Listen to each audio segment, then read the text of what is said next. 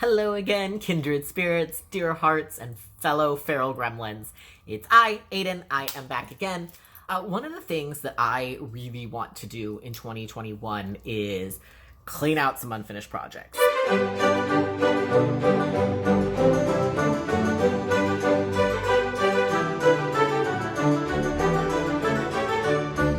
Long story short, we're in the process of moving my sewing space, and in going through everything and packing it up, I came across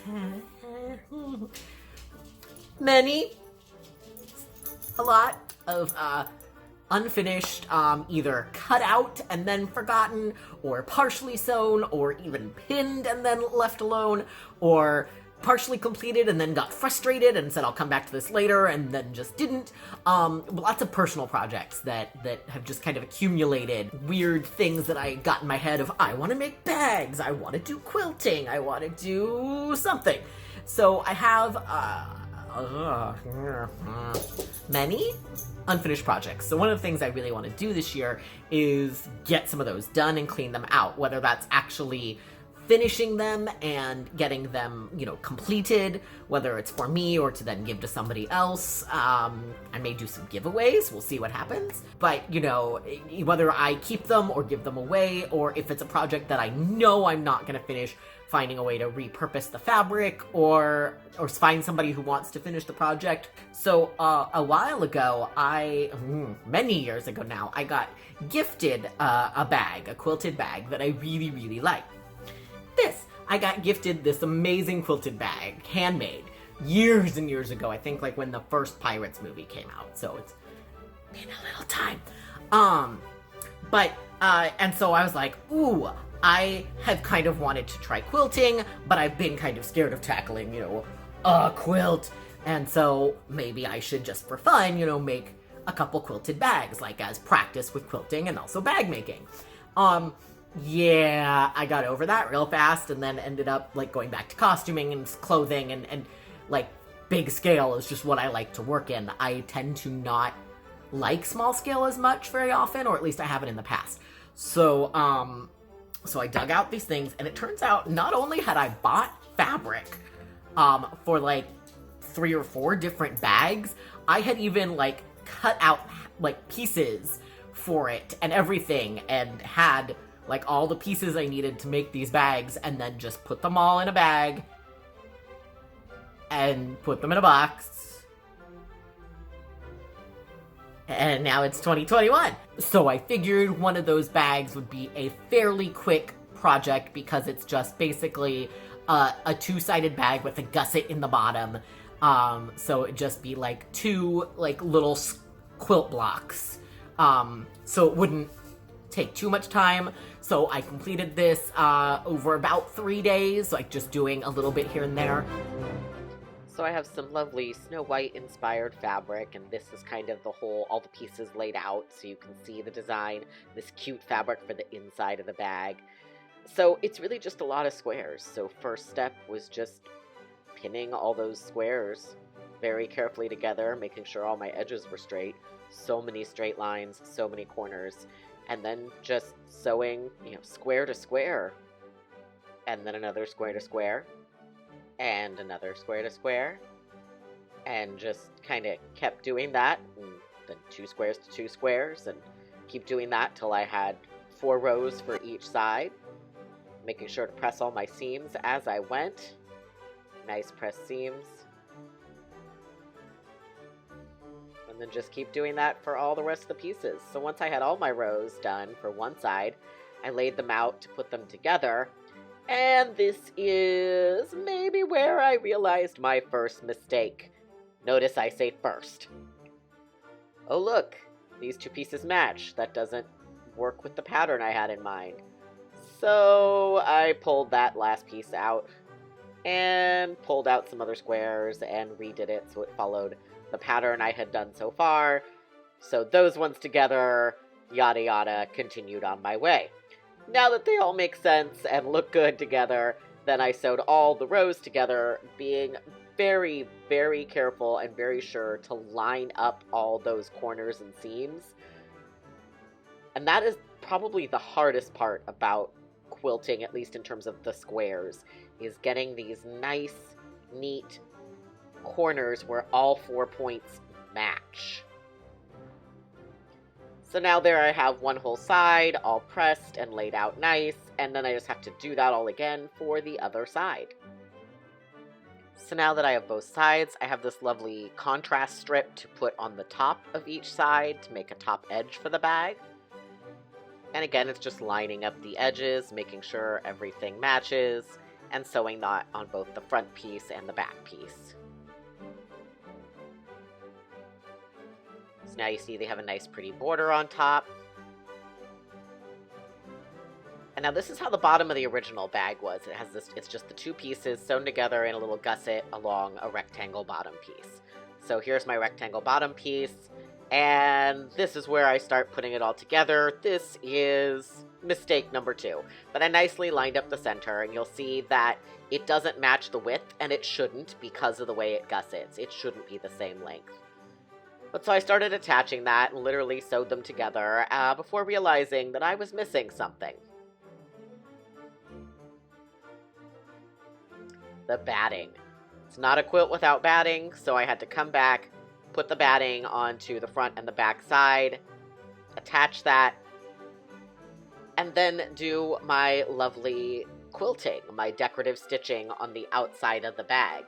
Unfortunately, it was getting darker at this point, and I realize now, looking back on the footage, that my ring light and my sewing machine light do not get along. So there's this horrible glare, and I am so sorry. But this is me sewing a lovely, using a metallic thread to do some decorative quilting on top of the bag, which you'll be able to see when I show you the finished project.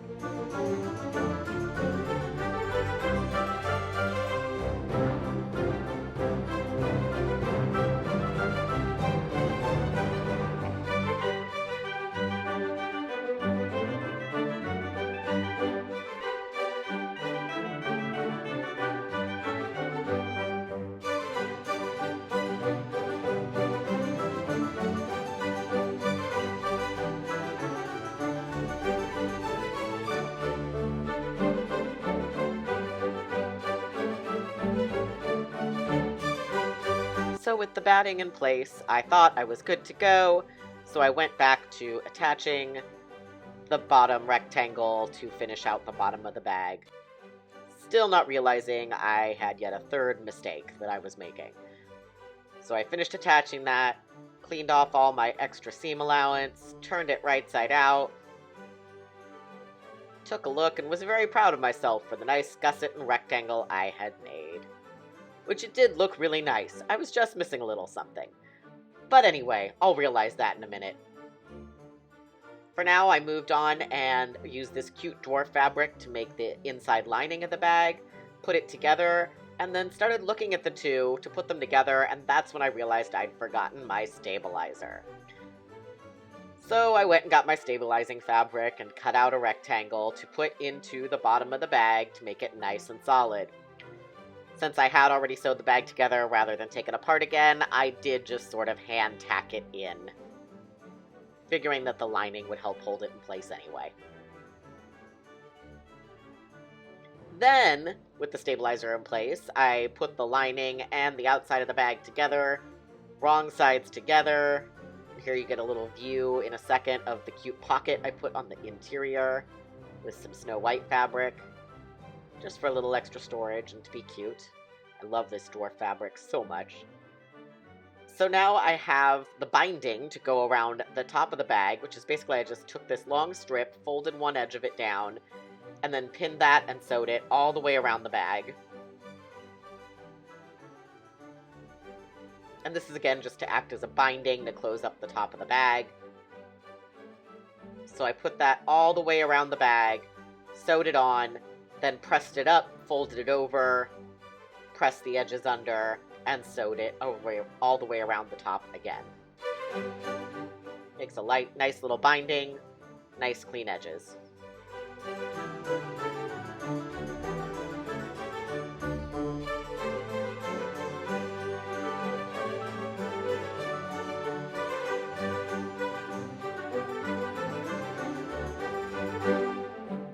Then it was time time to make the handles. So I had 2 different fabrics. I was running out of fabric, so I used 2 different fabrics to make these. Just sewed all the way down one long side.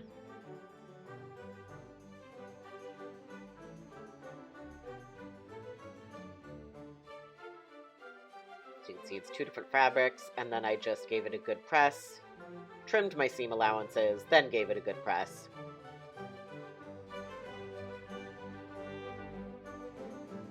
Folded under and pressed, and sewed the other side.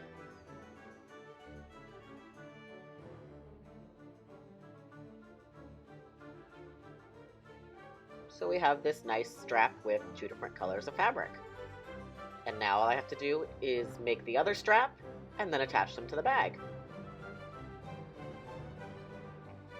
So putting them on the bag, I just fold under the very edge, line it up with the first 2 squares and the bottom of that border section.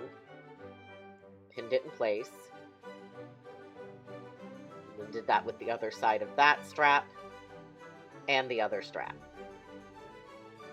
Making sure to match up the length and place those right in the center line, the center seam between those first 2 squares.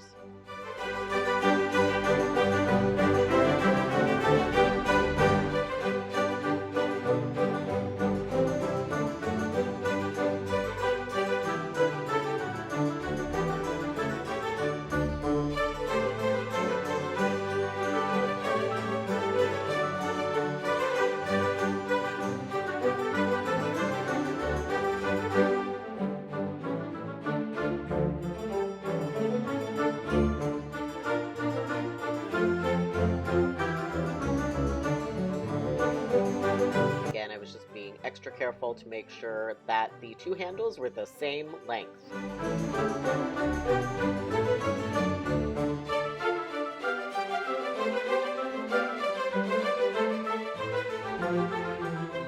Once those were pinned in place, it was time to sew them on. To attach the handles, I went ahead and, rather than just doing a simple stitch across, I did a square and an X to hold them in place. So it's both super sturdy and also, honestly, pretty to look at.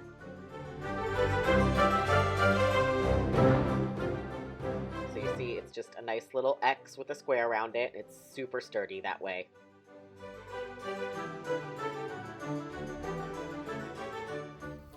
And here is the finished bag.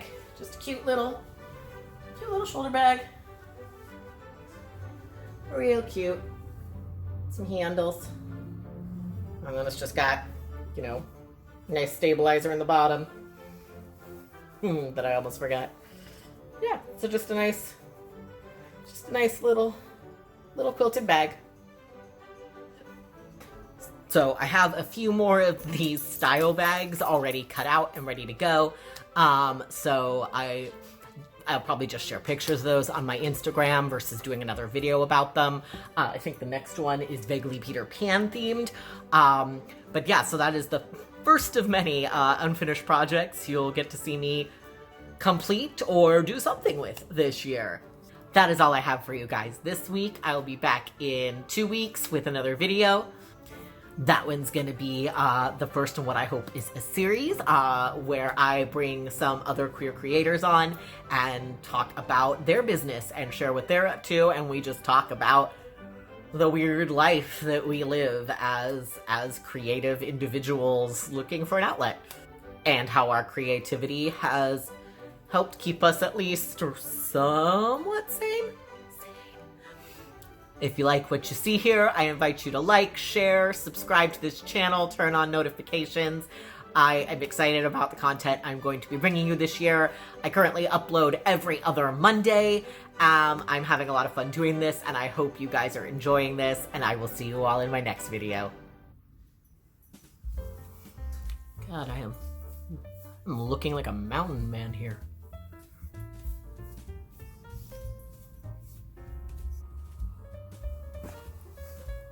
Nope, now it's too high. Alright. Bleh. Are we head tilting? Head tilt? Head tilt? Hi. Hi. Okay.